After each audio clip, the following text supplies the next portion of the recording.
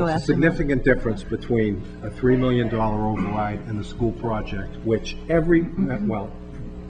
Joe DeRocos and I spoke for 2 hours. And I told Joe how important it was for a new high school to come in hopes that he could talk to his community, because Joe's a little bit older, but he's well respected. A lot older. He's well respected in the community with a lot of people who are a lot older than most of the people in this room.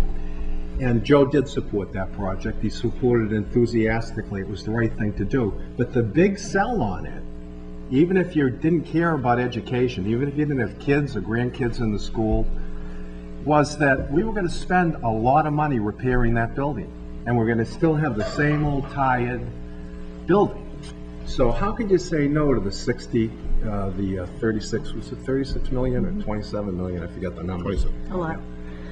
Yeah, how could you say no to it? I mean, it was an easy sell once the political leadership of the town got behind it. Even if the political leadership of the town got behind this, and I can't tell you, I'll put it on the ballot as a selectman, but I would not, and I'll say this to you because you're in front of me, because I have children in the school system, because I know many of you, because I believe that education is very important, and if you don't think that's true, I don't know what to tell you. But if you know either one of my kids, you know, I've got a kid who got accepted to NYU, and her college advisor said that would never happen. She went to the Campbell School. She's graduating this year.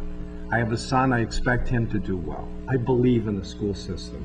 But as a selectman, I can't tell people in this town, I can't make them feel guilty about raising the taxes to pay for an override. I would not take a position as a selectman. I'd probably, you know, endorse it personally because I could afford $300. And I was saying to these gentlemen earlier, you know, we can all send some money into the school system, and you can get a parade of people to do that. Maybe we could even get some well-heeled rich people to contribute a lot of money. I'm going to make some phone calls because I know some of those people, and maybe they'll cough some in. Somebody might want a gymnasium named after them, but I'm going to try. You know, this board supports education. But you got to realize there are a lot of people out there who are just getting by. My kids tell me, my son who's a sophomore tells me, Dad, I know that we could afford more money for the school system, but I go to school with kids whose parents are divorced, some kids who are hungry. They don't have money for school, and they're too proud to be 25% of the kids who get a free lunch, you know? So in good conscience, I'm not going to lie to you. I'm not going to tell you I'm going to stand on a soap opera and say, yeah, we got to do this. I did for the high school, and I'd do it again in 5 minutes. I did it for the Voc school. Same thing.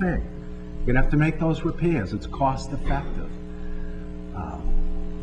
Well, I think, we'll try to make this work. And I think, for those that had a comment, we're not saying that we're not putting any of this on the ballot. So I want you to be very clear. This is a working session for ideas. We're not saying we are or not putting anything on the ballot at this point.